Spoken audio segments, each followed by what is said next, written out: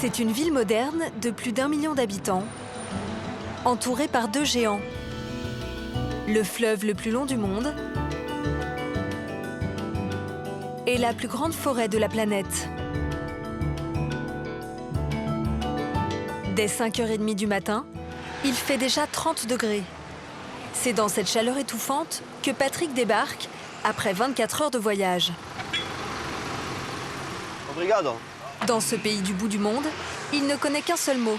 Obrigado. Obrigado, merci en portugais. Sur ce bout de papier, il est indiqué qu'il doit prendre un bateau. Bon. Mais le français est perdu. Le taxi l'a pourtant déposé à 15 mètres de l'entrée du port. Mais il pense que le chauffeur s'est trompé et que l'entrée se trouve beaucoup plus loin. Je pense qu'il faut prendre un bus. Reste à se faire comprendre. Para ir a Camara, bateau Porto Aeroporto. Mais ce n'est pas gagné. Ah, bon. Mais bateau. Bateau, donc pas bon. Pas bon. Non. Alors que l'entrée est sous son nez, il n'arrive toujours pas à s'orienter. Para ir a Camara. Ah, obrigado.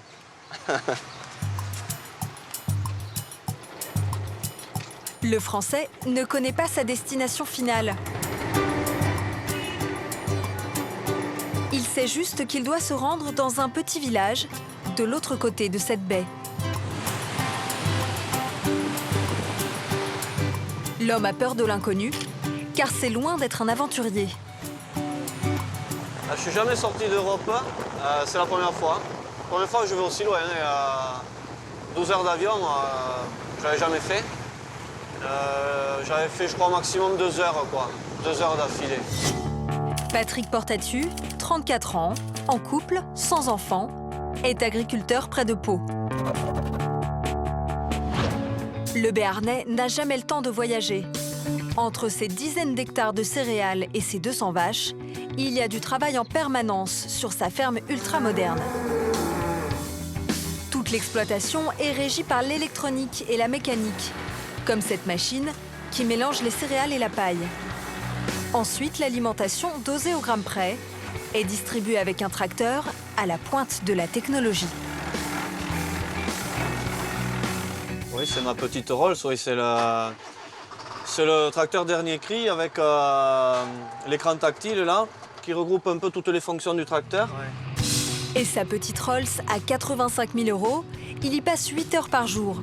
Alors le confort doit être total. Un tracteur sans climatisation, aujourd'hui, moi je ne le prends plus. Hein. De toute façon, il y a l'autoradio, la clim, le frigo, il y a tout ce qu'il faut ici. Hein. Patrick gère 75 reproductrices, toutes inséminées artificiellement. Grâce à l'informatique, il suit précisément leur gestation. Là, je vais consulter mon logiciel du troupeau. Ce logiciel le prévient quand les vaches sont à terme. La technologie permet à Patrick de s'occuper de sa ferme quasiment tout seul. Il n'a qu'un ouvrier à mi-temps. Autant dire que l'éleveur ne chôme pas. Mais je travaille, allez, grosso modo, 70 à 80 heures par semaine, voire jusqu'à 100 heures pendant les grosses périodes de travaux.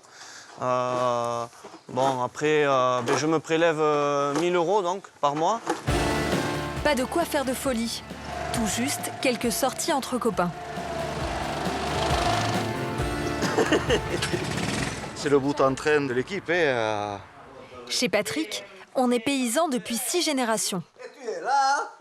Ça va? Il mange tous les jours avec ses parents qui vivent sur la ferme. T'es rasé aujourd'hui, hein? Patrick a repris leur exploitation quand ils se sont mis à la retraite. Ça va? Impeccable. Bien dormi? Ouais, très bien, très bien. Ça a été toujours de père en fils depuis longtemps et on aimerait que ça continue. Eh bien, pour l'instant, c'est bien parti quand même. Oui, pour l'instant, c'est bien parti. Ouais. Santé, hein? Attaché à son indépendance et à son petit confort, l'agriculteur moderne ne vit pas à la ferme. Salut, ça va? Mais au village, dans un appartement. Il y a 5 mois, il a rencontré Nathalie, 29 ans, conseillère agricole. Ils ne vivent pas encore ensemble, mais ils ne se quittent plus. Malgré cet amour naissant, Patrick a accepté de partir 15 jours, exercer son métier dans un pays inconnu.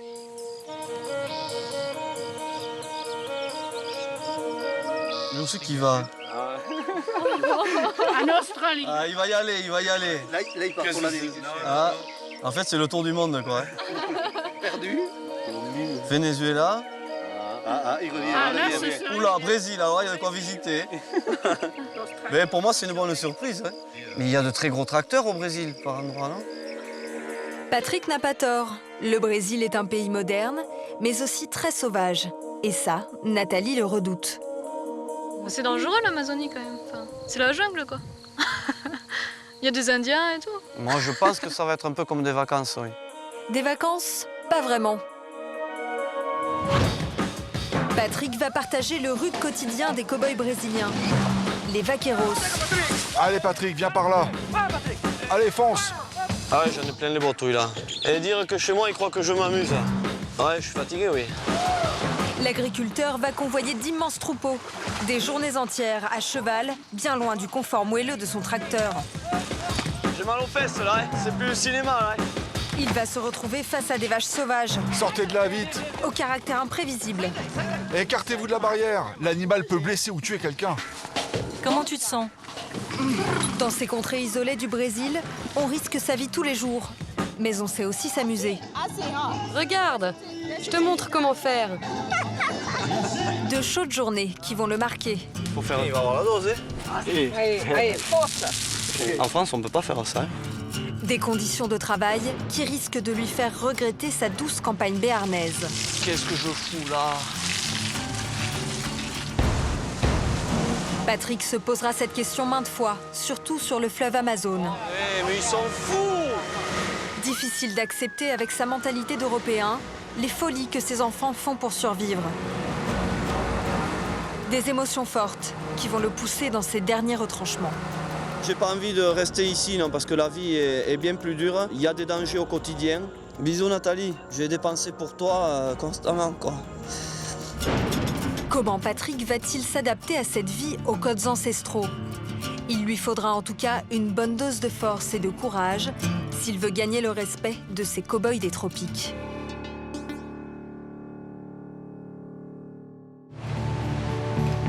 La grande ville de Belém, où il a atterri, s'éloigne.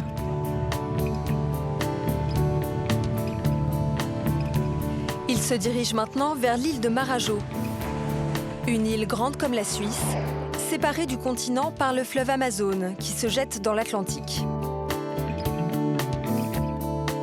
Dans ces coins reculés, le bateau est souvent le seul moyen de se déplacer.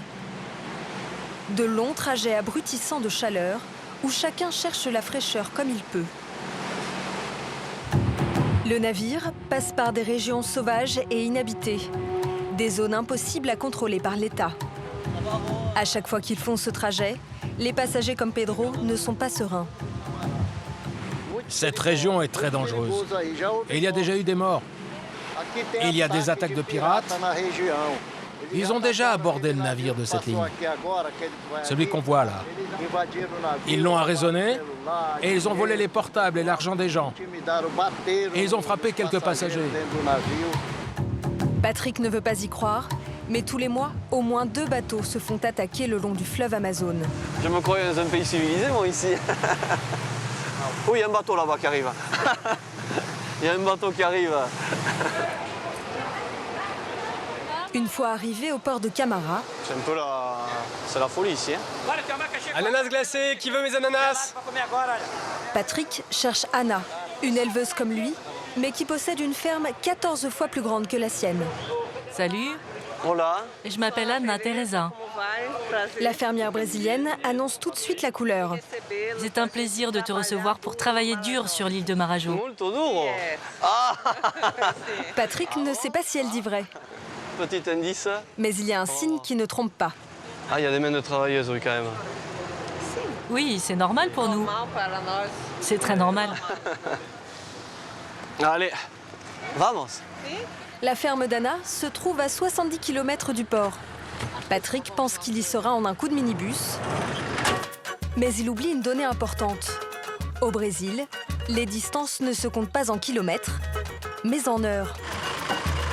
Il y a déjà 1 heure de route pour rejoindre le bac, qui 15 minutes plus tard, les dépose à la ville de Soré, où ils doivent maintenant prendre une pirogue à moteur. Mais avant de monter à bord, Patrick est intrigué par un étrange équipage. Ah là, ah ça c'est unique. Hein. Ah, j'ai jamais vu ça moi. Ici, la police militaire fait ses rondes sur des mastodontes de 500 kilos. À dos de buffle la police. Ah c'est énorme. Hein. Il n'y a qu'ici qu'on voit ça. Hein. La police ne patrouille que sur des mâles, car les femelles ne se laissent pas dompter aussi facilement. Ce n'est pas l'animal rêvé pour une course-poursuite, mais ce char d'assaut est là pour impressionner.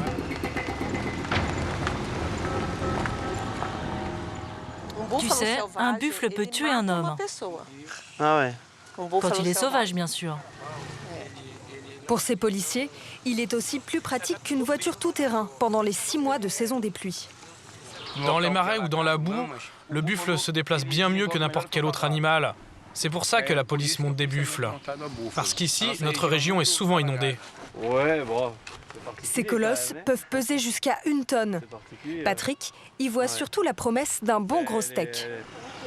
Elle est prête à manger. Enfin, celle-là, elle est super grasse, elle est prête à manger. Quoi. Chez moi, elle pourrait partir à l'abattoir.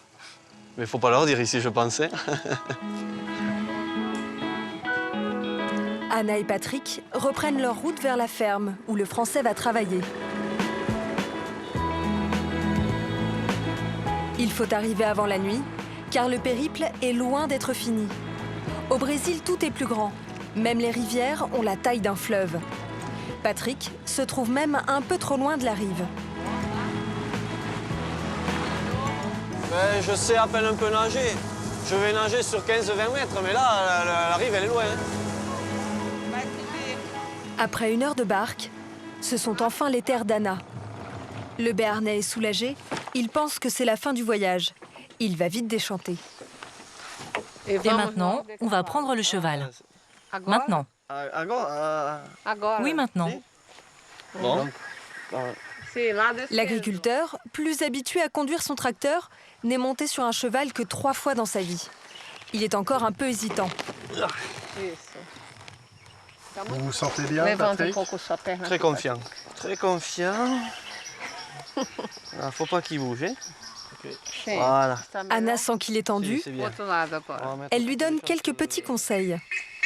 Pour avancer, tu donnes un petit coup de pied sur son flanc. Et ne freine pas. Ah, Relâche les rênes. Oui, comme ça. Et tu fais des bisous, comme ça. Comment? Tu fais ça. Ah, ici, il va, au doigt et à l'œil. Attention, ça va démarrer. Allez, allez, allez. Patrick a intérêt à vite se mettre en selle. Ici, le cheval est le seul moyen de se déplacer. C'est très facile. Les voitures tout-terrain ne servent à rien sur ces terres inhospitalières. La ferme d'Anna se trouve encore à 7 km.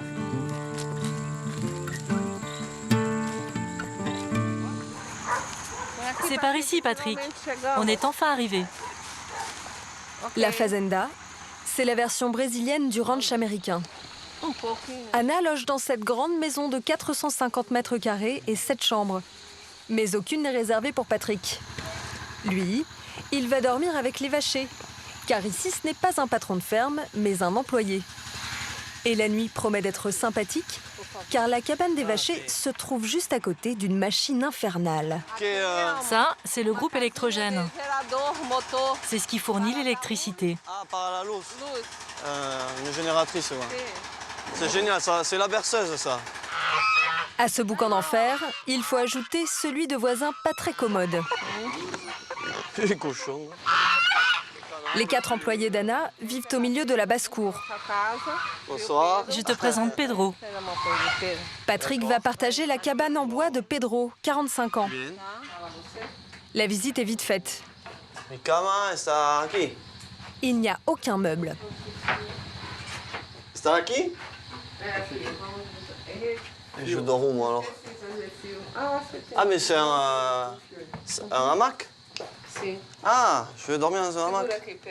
Je pensais pas que je ferais la nuit dans le hamac. Hein. Ah, je vais avoir mal au dos, moi, demain matin. Lui qui a déjà du mal à dormir dans un autre lit que le sien, a peur de s'emmêler dans les ficelles.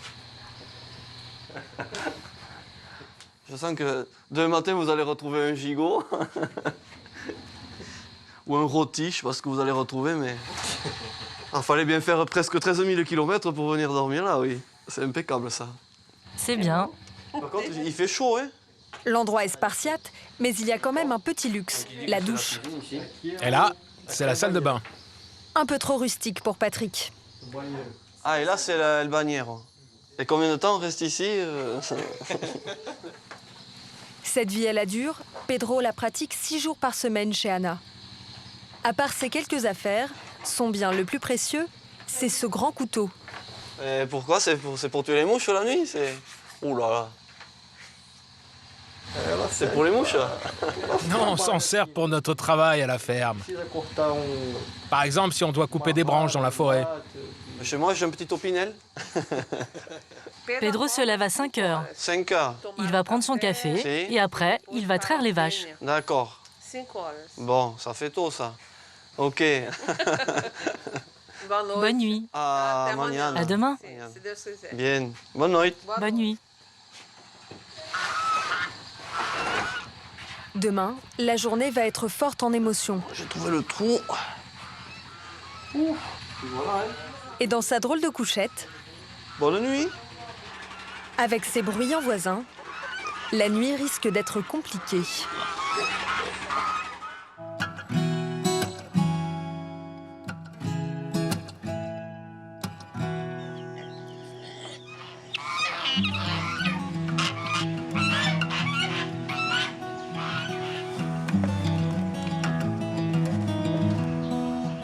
L'éleveur émerge d'une courte nuit.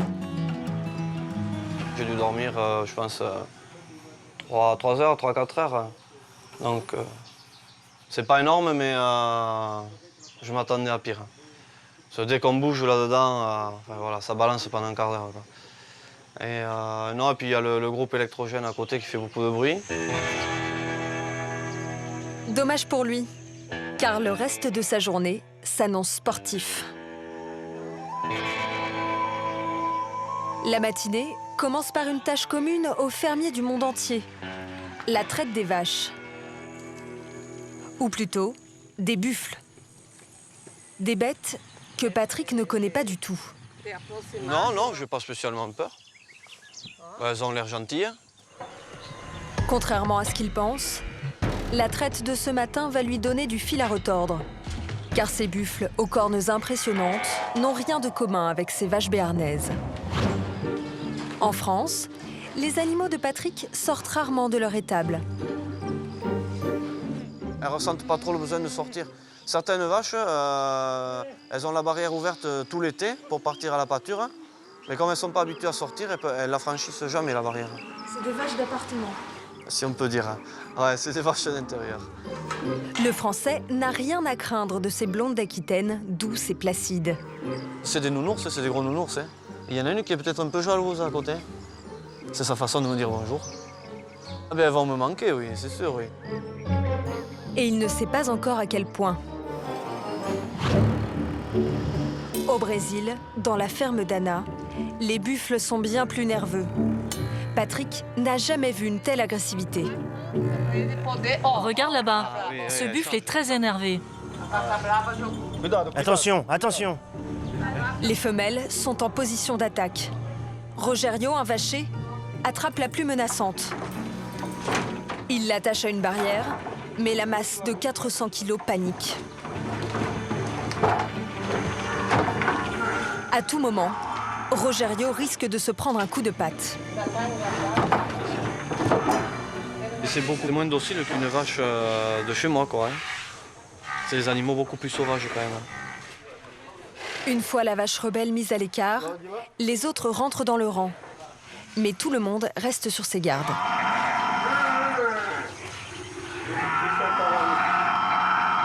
Si une vache attaque, Tu cours vers la barrière. Les vachers l'attendent maintenant au tournant. Ici, pas de machine, la traite se fait à la main.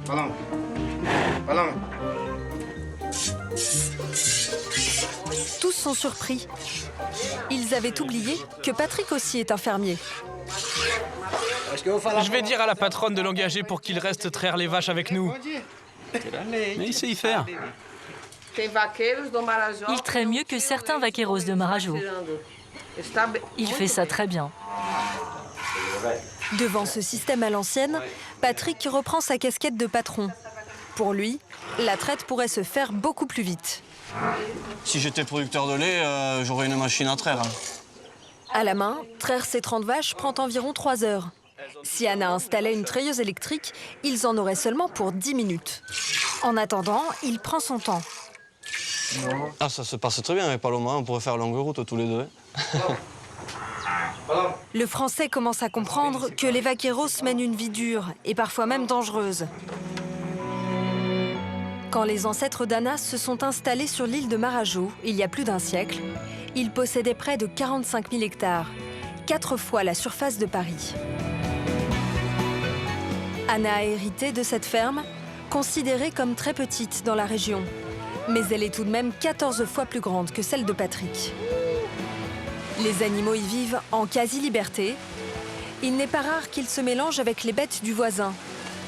Pour les différencier, Allez les gars, au travail, on y va. les buffles sont marqués au fer rouge. Comme ce jour-là. Les veaux ont à peine 6 semaines, mais ce sont déjà de vraies petites fusées. Cette course-poursuite va mal se terminer pour le cow-boy de gauche. Oh putain! Comment tu te sens? Bien. Du calme. Tu t'es fait mal à la tête? Oui.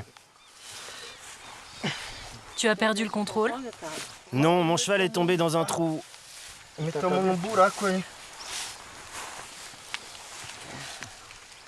Du calme, respire à fond. C'est juste la tête? T'as pas mal au cou? C'est un dur parce qu'il était presque sonné là maintenant et puis il dit qu'il veut continuer. Ils sont habitués à faire ce travail. Mais un accident peut toujours arriver. Et le premier hôpital, il est à quelle distance? À Soré, en ville. Mais si c'est une blessure très grave et qu'on n'a pas le temps d'aller jusqu'à Soré, il faut appeler un avion qui vient de Belém. Encore faut-il que le blessé ne soit pas trop mal en point. Car il faut galoper jusqu'à la ferme pour prévenir l'avion ambulance. Il est là en 20 minutes, mais ne peut atterrir qu'à 2 km de là. Encore une perte de temps, puisque pour transporter le blessé, il faut y aller en charrette. Vite remis de leurs émotions, les cow-boys attrapent un veau sans difficulté. Patrick connaît tout des vaches, mais il n'a jamais eu besoin de les mettre à terre. L'éleveur est un peu perdu. C'est bon? Non. Comment je fais? Comme ça. Ah oui? Tourne-lui la tête par ici. Là? Comme ça. Allez, vas-y.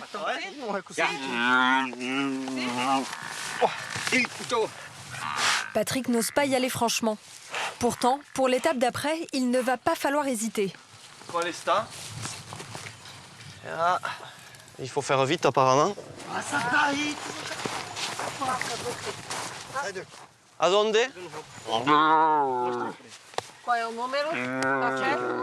Là, comment est ça? Comme ça, dans ce sens-là. D'abord une première brûlure avec le signe de la ferme. Ah oui, c'est bien fait? Très bien. Oui. Celui-là aussi? Le même veau? Oui, c'est ça. Putain, il va avoir la dose, hein? Ouais, vas-y, vas-y. Et maintenant, marque-le du chiffre 3. 13. Là? Oui, c'est ça. C'est bon, c'est bon. Il est marqué du chiffre 3 pour 2013. Il va pas m'aimer le petit veau parce qu'avec les 3 coups de fer, les 2 coups de fer, pardon. C'est une façon à eux, quoi. Hein. Bon, non, nous, on n'en est pas là quand même. Mais on n'aurait pas le droit, nous. Hein. En France, on ne peut pas faire ça. Hein. C'est interdit, quoi. On peut pas faire quoi? Ah, ben par rapport au bien-être animal. Ah non, on leur met la médaille et c'est tout, quoi. Et Patrick, est-ce que tu pourrais donner un nom au veau? Parce que c'est à toi de le baptiser. Palomito. Il est donc baptisé Palomito. En France, le marquage au fer rouge est réservé aux taureaux de combat, comme les corridas. Dans ces champs immenses, les veaux engraissent vite, car l'herbe est bien grasse. Mais selon les vaqueros, ce n'est pas la seule raison. La ferme serait protégée par un vacher fantôme.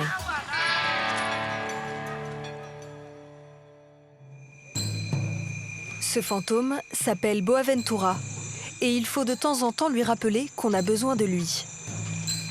Ce soir, le rituel a lieu dans le village voisin. Patrick accompagne l'un des vaqueros d'Anna. La cérémonie se déroule dans la cabane de Señora Rochita, la chamane locale. Elle commence par s'allumer un cigare qu'elle a confectionné elle-même avec des herbes médicinales. Le rite de la Pagelança est un mélange de christianisme et de croyances indigènes. Il permet aux esprits de s'exprimer à travers la chamane. Selon la légende, en des temps reculés, le vacher Boaventura aurait disparu mystérieusement pour réapparaître sous la forme d'un esprit qui veille sur tous les vaqueros. Petit à petit, il prend possession du corps de la chamane.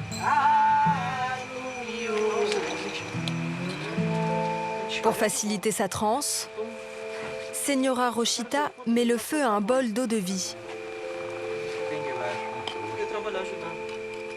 et se frictionne avec le liquide enflammé. Une demi-heure plus tard, le fantôme contrôle le corps de la chamane et il aime beaucoup l'alcool local, la cachaça. C'est maintenant lui qui s'exprime.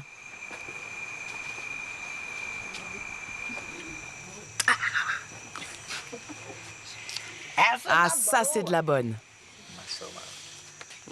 Plus il boit, meilleur il est. Tout ce qu'il dit est vrai. On lui demande beaucoup de protection, beaucoup d'aide. Il nous aide beaucoup. Il n'y a pas si longtemps, j'avais perdu mon cheval. J'ai demandé son aide. J'ai dit « Aide-moi, aide-moi ». Et grâce à lui, j'ai retrouvé mon cheval. Oui, il nous aide. Il est allé chercher mon cheval. Patrick semble perplexe dans cette ambiance. Mais le fantôme, qui n'a jamais reçu de vacher français, veut lui faire un cadeau. Je vais te passer un peu de ma force. Mais pour ça, il faut que tu enlèves ton t-shirt. C'est pour te passer de ma force. Le Français joue le jeu. Mais quand la chamane commence à l'enduire d'eau de vie, il s'inquiète un peu.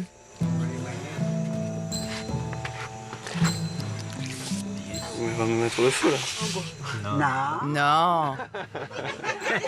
Ici, on ne met le feu à personne.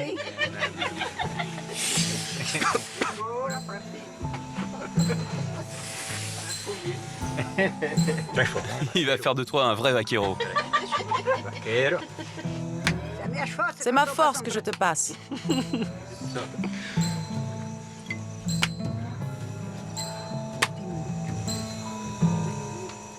Que Dieu te bénisse et te donne de sa force. L'agriculteur ne sait pas quoi penser de cette étrange cérémonie. Enfin, pour l'instant, je suis un peu sceptique, mais bon, pourquoi pas. Après, c'est vrai qu'elle avait des réactions, on aurait dit qu'elle était vraiment possédée, quoi. Donc, voilà. Pour Señora Rochita, pas de doute. La force de Boaventura ira jusque dans le Béarn si Patrick lui verse de temps en temps un petit verre d'eau de vie dans ses champs en France. Cette aventure mystique était sa dernière soirée sur l'île de Marajo. Mais avant d'aller voir ailleurs, Dans une autre région où l'attendent beaucoup de péripéties, Patrick veut montrer un bout de sa vie à Anna et ses vachers. Et il y a une première chose qui va perturber les cow-boys. Elles ne ressentent pas trop le besoin de sortir. C'est des vaches à l'intérieur. Car si Anna a déjà voyagé et connaît l'élevage à l'européenne, les vaqueros sont choqués d'apprendre que les vaches de Patrick restent enfermées la plupart du temps. Je pense que ces animaux ne sont pas heureux d'être enfermés comme ça. Parce que tous les animaux aiment la liberté. Mais moi, je pense aussi qu'une bête, elle est faite pour être à l'extérieur, quoi. Elle se débrouillerait très bien. On les garde à l'intérieur, justement, pour maîtriser tout, l'alimentation, la reproduction, et du coup, le revenu, quoi. Et en fait, ton tracteur, c'est ton cheval. Ils en rigolent, mais toute cette mécanique soulagerait bien les vaqueros. Son travail est plus facile là-bas. Et sa ferme a l'air bien plus confortable qu'ici. Ici à Marajo, tout est encore très difficile. Dans la région, on n'est pas encore accordé au réseau électrique. Donc on ne peut pas avoir beaucoup de machines pour le moment. On est tellement isolé que même pour les livraisons d'équipements, c'est très compliqué. Anna ne renie pas la modernité, mais elle trouve que les machines éloignent Patrick de l'essentiel. Nous avons plus de travail que toi. Mais nous avons le bonheur de travailler dans la nature. Et nous sommes directement au contact des animaux.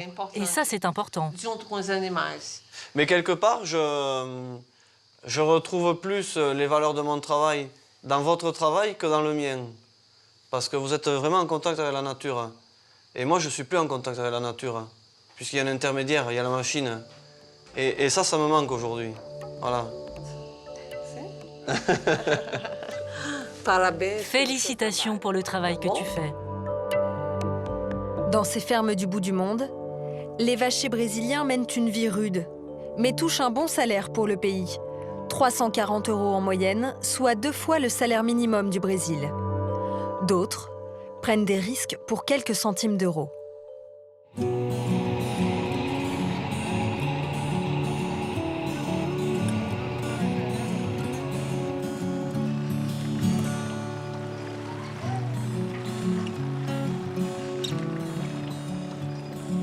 Alors qu'il vogue vers son nouveau périple, Patrick assiste à un étrange manège sur le fleuve. Des enfants, juchés sur de petites pirogues, guettent les bateaux de passagers. Quand ils arrivent à leur hauteur, faisant fi du danger, ils n'hésitent pas à monter à l'abordage. Mais ils sont fous! Ils sont fous, hein? Équipés d'une corde et d'un grappin de fortune, ils s'accrochent aux pneus. Des risques fous pour un butin dérisoire. Une fois à bord, les enfants espèrent vendre aux passagers des fruits ou encore du poisson.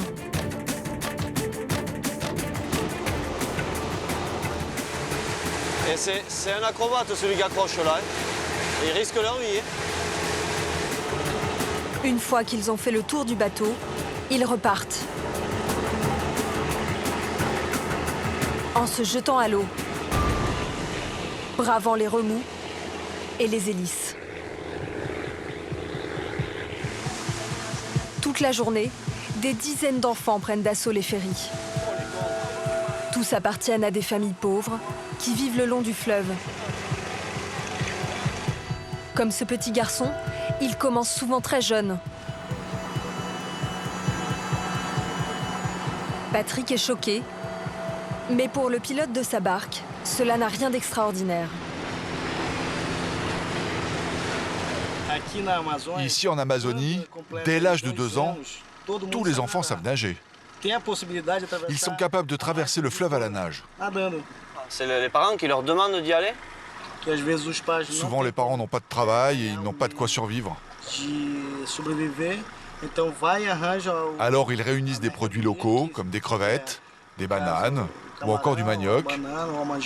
Et pour vendre à coup sûr, ils attendrissent les passagers en envoyant leurs enfants. Cette petite fille a à peine 6 ans et elle est déjà très téméraire. Elle garde la barque pendant que ses sœurs vendent à bord. Au moment du départ, c'est elle qui saute à l'eau pour rejoindre la pirogue.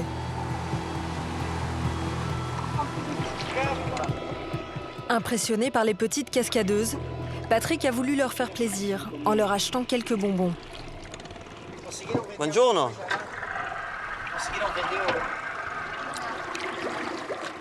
Tiens, vous êtes courageuse. Thaïs, 14 ans, Louana, 6 ans et Lydiane, 9 ans, se jettent sur les sucreries. Un petit réconfort pour les fillettes qui gagnent une misère. Tiens. Donne-moi aussi des gâteaux. Voilà. Qu'est-ce que vous vendez? Des crevettes. C'est 30 centimes. Vous faites ça pour gagner de l'argent? Pour votre famille? Et tu es consciente du danger de le faire là? Oui. Tu as peur? Non. Qui t'a appris à aborder? J'ai appris toute seule. C'est avec une pointe de fierté qu'elle mène les abordages au quotidien. Mais elle n'en reste pas moins des enfants, toujours prêtes à se chamailler. Tiens. Donne-moi des sucettes. On va se faire dévaliser ici. Hein? Et donne-les-moi. Qu'est-ce que tu veux? Et tes copains de l'autre côté, je sais pas s'ils en ont eu. Tiens, hé, regarde. Hein? Elle en a déjà eu, elle. Et je crois qu'on va tout leur donner. Oh. Donne-moi ça maintenant. Et vous partagez là, hein? Tu te prends pas tout, hein? Elles sont courageuses hein, pour aller chercher un peu d'argent. Enfin, elles sont solidaires entre elles, ça c'est mignon. Et mais, ça c'est... Ouais, c'est choquant ouais, quand même. Ouais, si petite.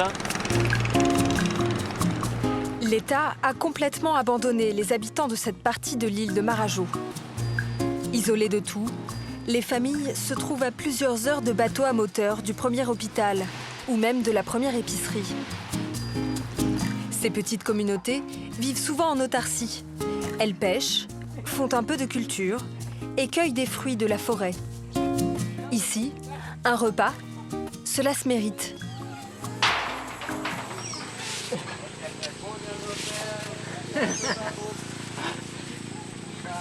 Illégal, on peut le typer? Cet homme monte justement chercher sa soupe du soir à 8 mètres de hauteur, sans aucune sécurité. Et là, comment il fait? Oh là là là là. Il risque sa vie pour aller ramasser 3 kilos de fruits. Le fruit de ce palmier s'appelle l'açaï. Il est endémique, c'est-à-dire qu'il ne pousse qu'en Amazonie. C'est l'aliment de base de la région. Tu veux goûter? Je vais m'empoisonner, je sens. Allez, j'essaye. Ah ouais? Arrivé, hein? Non, regarde, il faut juste prendre la peau. Putain, c'est super amer. C'est avec la peau du fruit que l'on fait la soupe. Ce soir, Antonio, 48 ans, aura de quoi nourrir les 6 membres de sa famille. Putain, je me suis fait mal à la dent. C'est un bon travail. Ce n'est pas trop difficile de grimper au palmier? Non, ce n'est pas difficile. La preuve, Et il tourne et tout. ses 2 derniers fils, Yvan, 9 ans, et Edgar, 6 ans, se débrouillent déjà comme des chefs.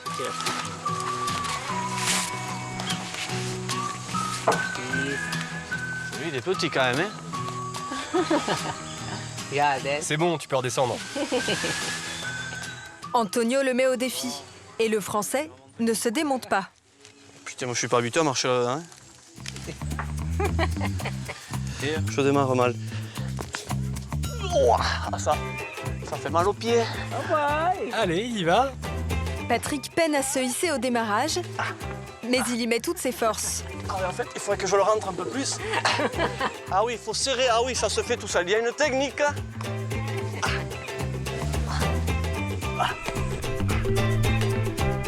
Contre toute attente, le Béarnais surprend son hôte brésilien. C'est bien, tu peux descendre. Ah, je vais enlever ça. Ah, c'est là le moins marrant. Ah, j'ai changé la peau de mes pieds ce soir. Il arrête pas de trembler. Il y a tout le village qui me regarde.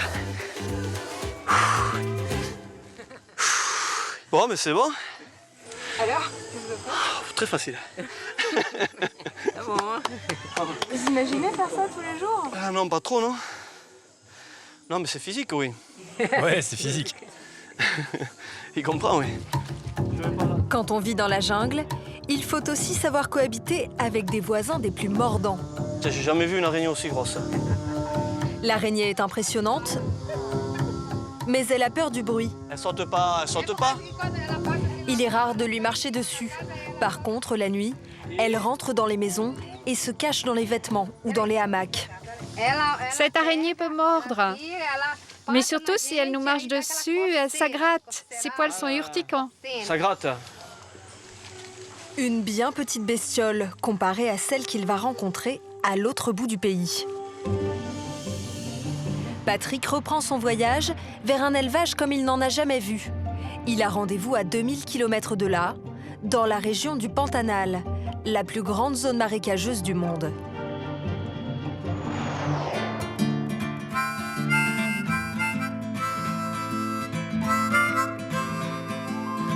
Tout le long de sa route, un soleil de plomb et des étangs à perte de vue.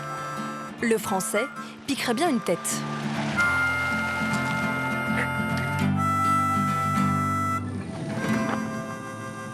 C'est vrai qu'avec cette chaleur, c'est tentant, hein, la petite baignade là. Mais cette eau bien fraîche est également appréciée par des prédateurs des plus féroces, des caïmans. Ah, il y a du monde, hein. Il y a du monde là, faut pas y tomber, je crois. Hein. Mais on voit ça frémit partout, il y en a partout, c'est impressionnant. Ah, il se fait bouffer. Il se fait bouffer le crocodile là, par ses congénères. Il va devoir s'y habituer. La zone en est infestée. Tellement que les locaux en ont fait leur plat régional.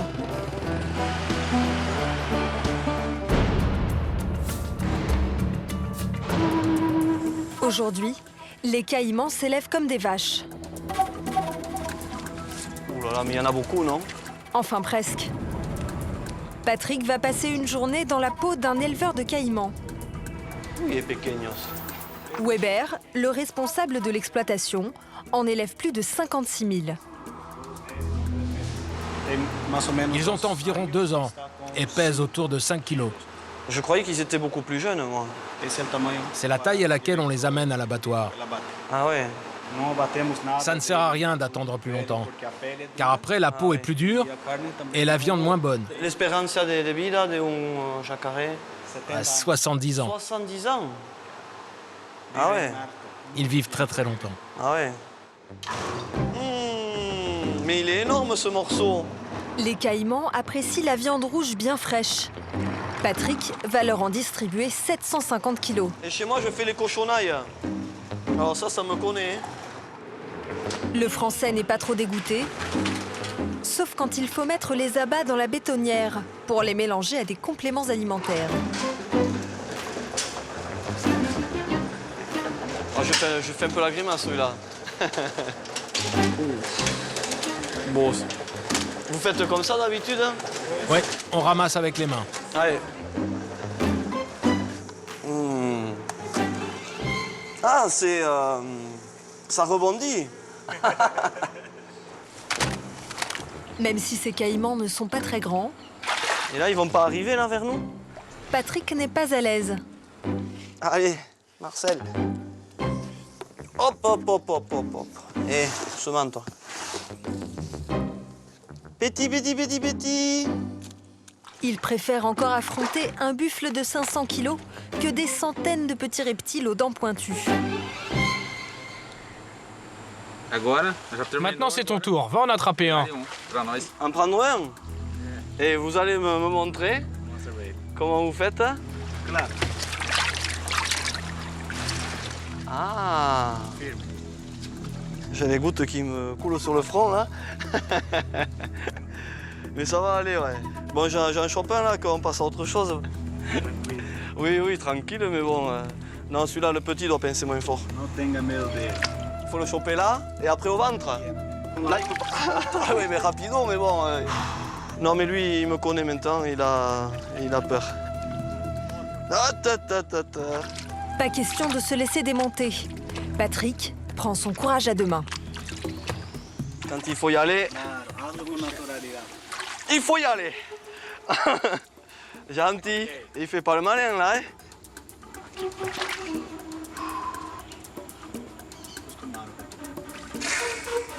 Ah, c'est fort quand même petit comme ça. Hein? Ouais, super fort. J'ai l'habitude de caresser des chats, mais caresser les crocodiles, pas encore. Hein? Allez. Voilà. Dans la région, l'animal pullule. Mais il y a 30 ans, chassé à outrance pour sa peau, il a bien failli disparaître. C'est maintenant une espèce protégée. Tiens, voilà un mâle. Il a 12 ans. Et ça, c'est la femelle qui en a 6. Dans la nature, il n'est pas rare de tomber nez à nez avec des bestiaux de près de 3 mètres. Même en captivité, ils restent de féroces prédateurs. C'est elle qui m'a mordu. Ah ouais, ok. Et parfois, un seul moment d'inattention peut être très dangereux. L'éleveur a eu de la chance. Si cela avait été le mâle, qui mesure déjà 1,50 m, il aurait pu lui arracher le bras. 3 fois par semaine, les éleveurs prennent des risques quand il faut nettoyer le bassin. Cette fois-ci, c'est Patrick qui se trouve face aux 2 grands reptiles qui ne le lâchent pas du regard. Quand on est dans l'enclos, il y a une règle très importante à respecter. Il faut toujours balayer en étant face à eux. Ils bougent à toute vitesse et peuvent venir ici rapidement. Il faut donc faire très attention. Surtout quand on les force à se déplacer. Plus à l'aise dans l'eau, dans laquelle le caïman se déplace jusqu'à 30 km/h, il n'en reste pas moins vif sur la terre ferme. Ouais.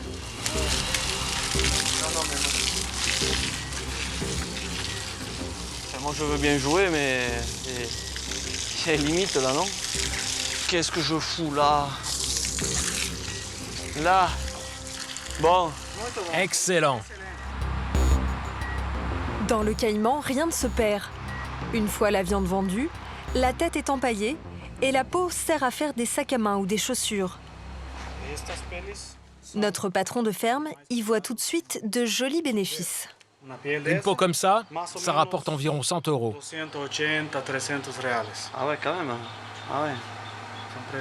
C'est beaucoup, hein. Pour une bête qui pèse 4-5 kilos au poids vif, c'est bien commercialisé. Oui. L'agriculteur n'est pas prêt de se lancer dans l'élevage de caïmans. L'aventure qu'il va vivre maintenant va lui faire regretter sa petite vie bien tranquille en France. Au bout de cette piste, une vieille barrière de bois. Elle signale qu'on entre sur le domaine de 2 hommes de caractère. Bon dia.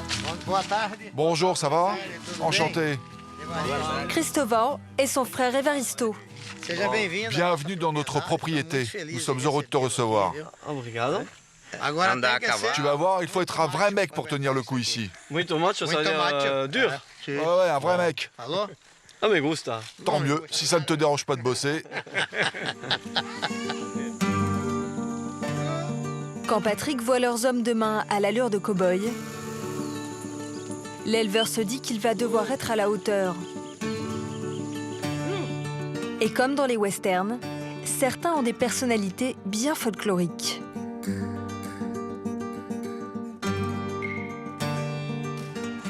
Benedito travaille avec nous depuis 30 ans. C'est notre gérant. La seule chose qu'il ne sait pas gérer, ce sont les femmes. Il en a 4 et je ne sais même pas comment il fait. Ça, c'est Manuel, notre voisin. Et là, voici Patricia, la fille de mon frère. C'est une bonne vachère et la reine du lasso. Là, c'est Mata Machado, ça veut dire tueur à la hache. Il est unique en son genre. Il peut boire 2 litres de cachaça par jour quand il est en ville. C'est pour ça qu'il est gros.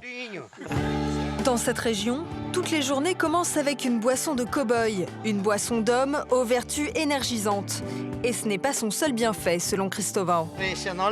Bon, maintenant c'est l'heure du guarana. Ah, mais si. Le guarana, ça rend plus fort. Ça rajeunit. Et ça améliore autre chose aussi. C'est un Viagra naturel.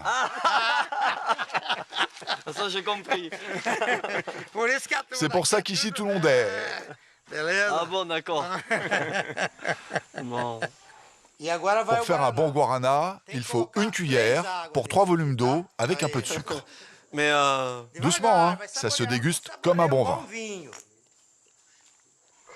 La graine de guarana contient 3 fois plus de caféine qu'un grain de café.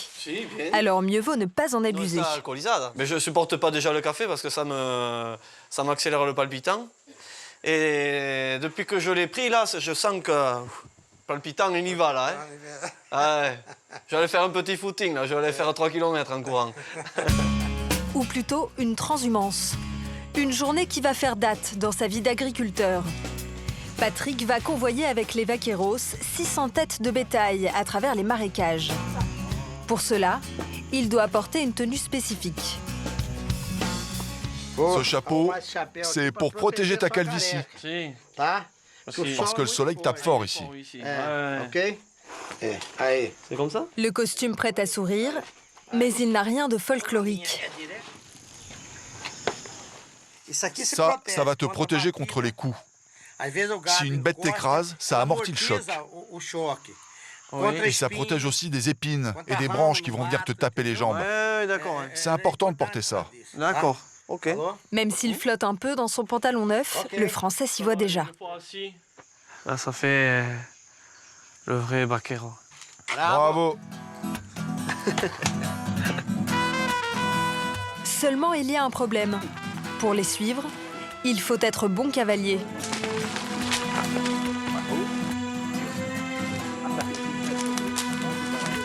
Et entre Patrick et le cheval, ce n'est toujours pas le grand amour. Mais je maîtrise pas trop, moi, tout ça. Hein. Ah, mais le cheval, je le maîtrise pas. Et là? Allez, monte. Et à qui? Oui, comme ça. Tiens-toi. Allez, c'est bon. Il va falloir qu'il tienne sur ce canasson pendant 2 jours sur près de 60 km. Une mission quasiment impossible pour un débutant qui n'a jamais fait plus d'1 heure de cheval. Peut-être qu'après, il va faire ses caprices. Hein. Non, parce que là, il va vite le voir que je ne maîtrise pas. Alors, il va m'embêter après.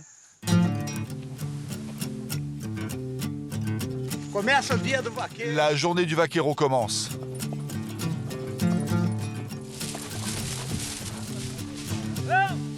Ces vaches très nerveuses ne se laissent pas diriger facilement.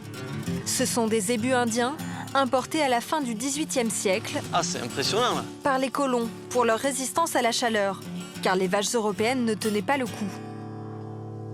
Interdiction de perdre une seule vache sur la route, ok? Ah ouais. Les 8 vaqueros emmènent le troupeau jusqu'à l'autre ferme de Cristovão. Une épopée qui a lieu 2 fois par an, au début de la saison sèche. On emmène ces bêtes vers l'intérieur du Pantanal. Ah, Pantanal, c'est... Parce que les terres sont plus humides. L'herbe est meilleure là-bas à cette époque. Ici, il n'y a plus de place pour le bétail. Ce troupeau va passer la période sèche là-bas dans mon autre ferme. En janvier, on les ramènera ici. Allez! Allez! Les 600 zébus se mettent en marche, à un rythme soutenu. Patrick est rapidement à la traîne. Allez, dépêche-toi, on doit rester près du troupeau. Il faut dire qu'il est handicapé par une douleur qui touche les apprentis vaqueros à un endroit plutôt gênant. Dans 10 minutes, je fais plus le cheval, moi. Et parce que je vais être brûlé, quoi. Je suis pas habitué, hein. Mais des fesses. Eux, ils font ça tout le temps, là. Tout le temps, comme ça, tout le temps, là. Moi, je peux pas, hein. Là, on vient de faire 10 minutes de cheval. 10 minutes de plus, moi, je pense que j'ai fini, hein. Ouais. Ça m'étonnerait que je puisse les suivre jusqu'au bout, quand même, hein. C'est bon? Ok. Mais le béarnais est fier. Il reprend les rênes. Jusqu'à ce que son cheval, d'ordinaire plutôt placide, devienne incontrôlable. Qu'est-ce qu'il a? Mais tire sur le mort. Là.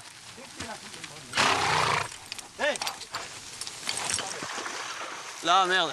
Desserre ta bride, Patrick. Je sais pas pourquoi il veut plus se laisser diriger, ce là. Allez! Allez! Ah allez! Allez, en avant, en avant. Chaque vaquero contrôle une partie du troupeau. Si Patrick ne tient pas sa position, une partie des vaches pourrait s'échapper. Christovin lui fait bien comprendre qu'il n'a pas le temps de gérer un poids mort. Allez Patrick, occupe-toi de ces vaches. Le Français, qui a l'habitude d'être son propre chef, se fait mener à la baguette. Allez Patrick, fais-les avancer. Fais-les avancer, bon sang.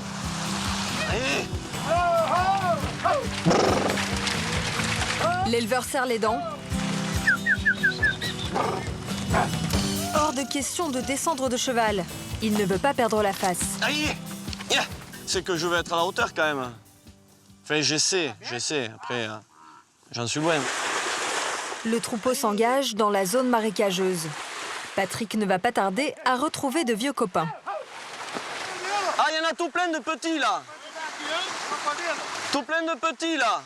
Là, un crocodile là-dedans. De jeunes caïmans. La mer n'est sûrement pas loin. Il a plus. Tu veux te baigner ici? Comment? Tu veux te jeter à l'eau? Non.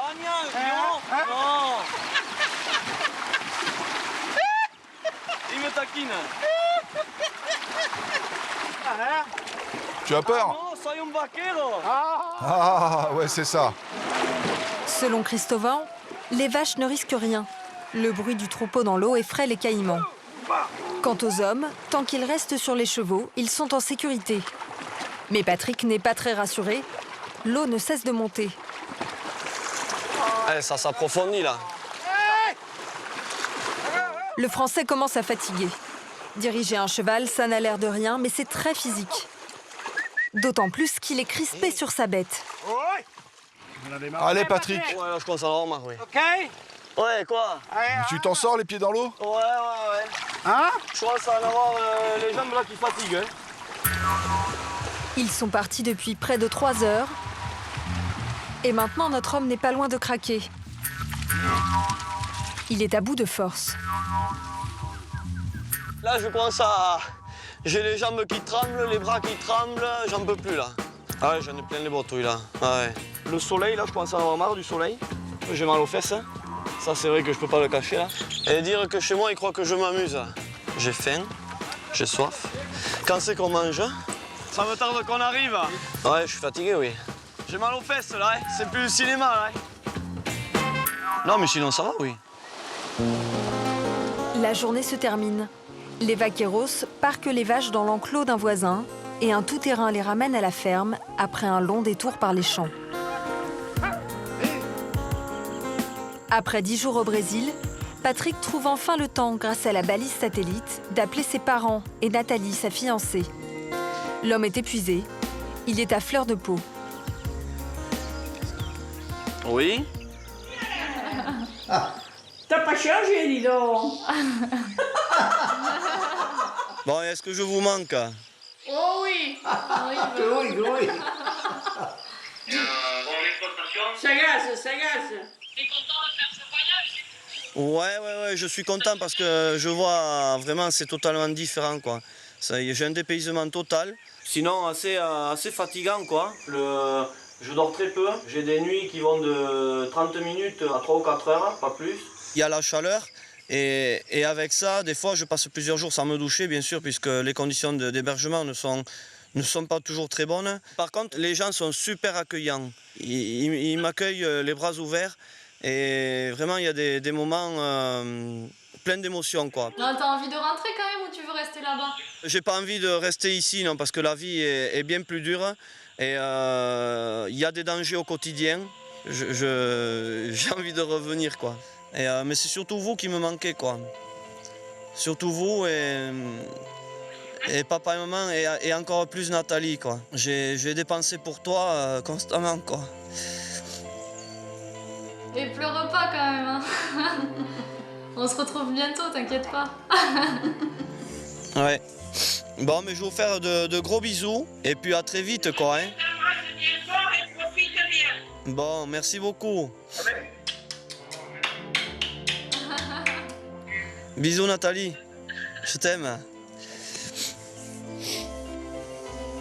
Ici, je rentre vraiment dans la vie des gens. Et ça me fait devenir sensible, quoi. Ils me rendent très sensible. Et Et tous les sentiments sont amplifiés, quoi. Tout ce que je ressens est amplifié ici. Ce n'est pas le moment de craquer. Demain, il doit encore tenir une journée entière de transhumance.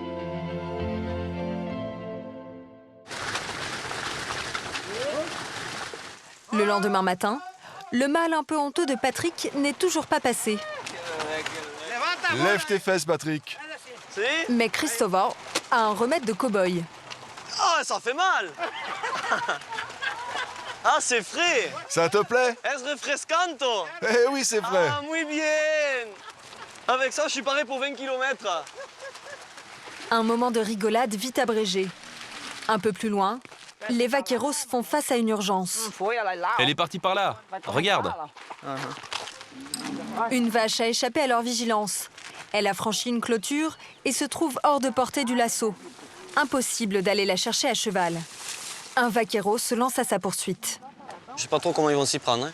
Parce qu'en plus, ils vont là-dedans, ils sont pas très protégés. La fuyarde leur donne du fil à retordre. Ah, elle s'éloigne, elle s'éloigne.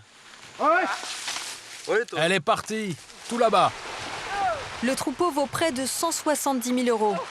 Cristóbal aimerait ne pas en perdre une de plus. Bon, ce n'est pas une grosse somme, une vache comme celle-là. Mais c'est quand même 270 €. C'est de l'argent. Et on ne peut pas se permettre d'en perdre. L'argent, ça ne se perd pas. Cristóbal sourit. Sa vache s'est enfuie sur le terrain d'un voisin. Il la retrouvera dans quelques jours. Le vieil homme pousse la cadence. Il reste un ultime obstacle à franchir avant la nuit.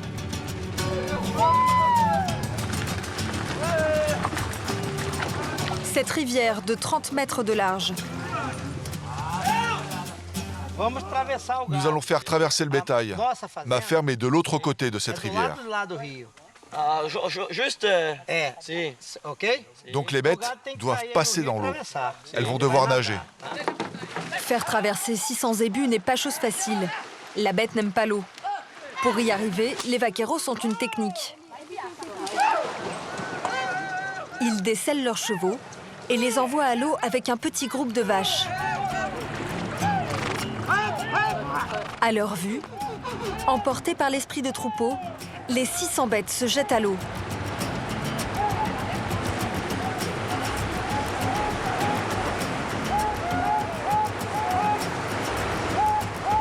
C'est super impressionnant. C'est impressionnant ces bêtes qui traversent comme ça la nage. Les bovins savent nager par instinct.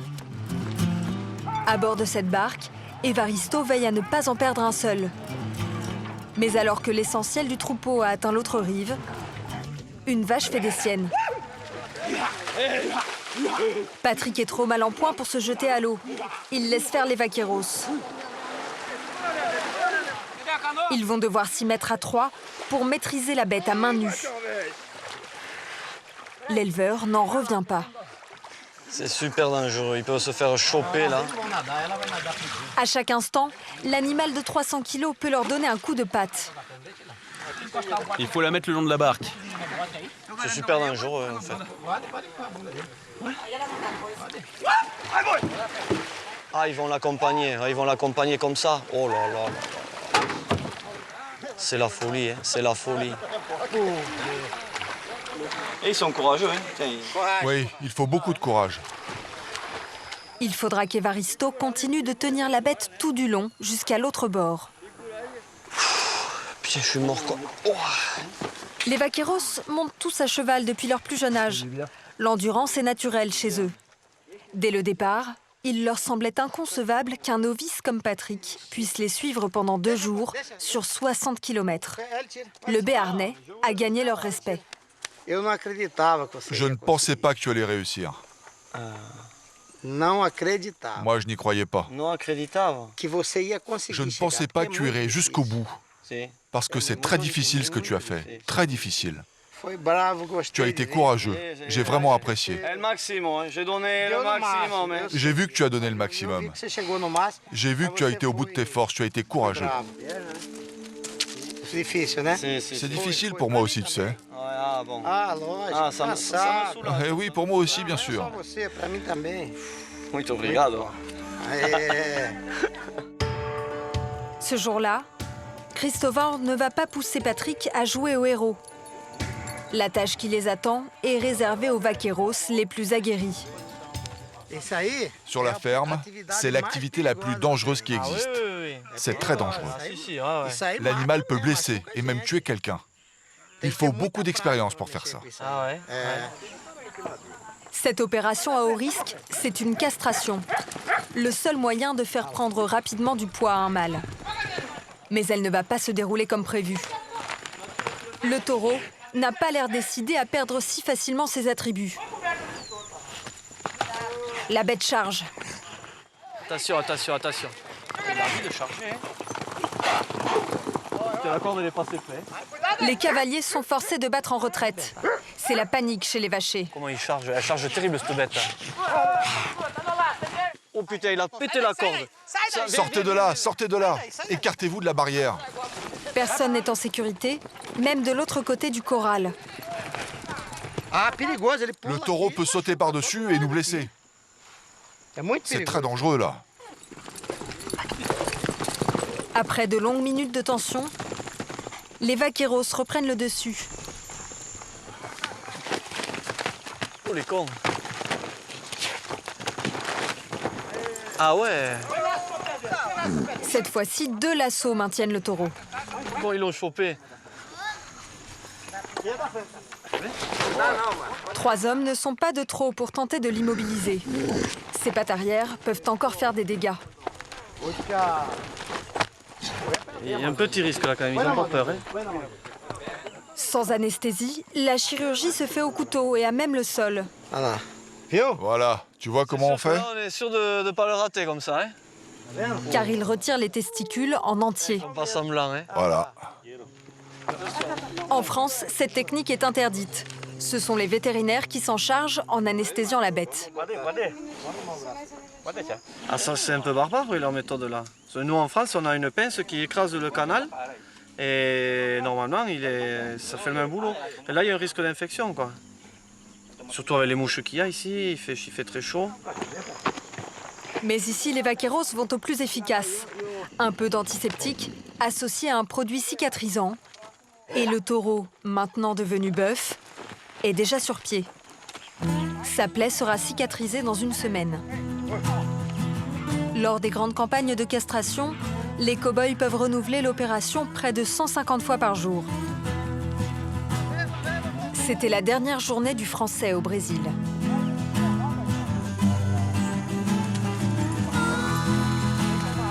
Au contact de ces cow-boys, Patrick, l'éleveur moderne, s'est rendu compte que la technologie l'avait éloigné du cœur de son métier. Avec le temps, il était devenu plus chef d'entreprise que fermier. Ils m'ont réappris, je dirais, les valeurs du travail. Un rapport avec l'animal, un rapport avec la nature, chose que j'ai un peu perdue chez moi, quoi. Où tout est artificialisé, je dirais, derrière un ordinateur, sur un tracteur. Et j'ai retrouvé ce goût que j'avais quand j'étais gamin ou au moment où je n'étais pas encore trop impliqué dans les affaires, quoi. Merci. Valio. Bon voyage. Que Dieu t'accompagne. Merci beaucoup. Ouais.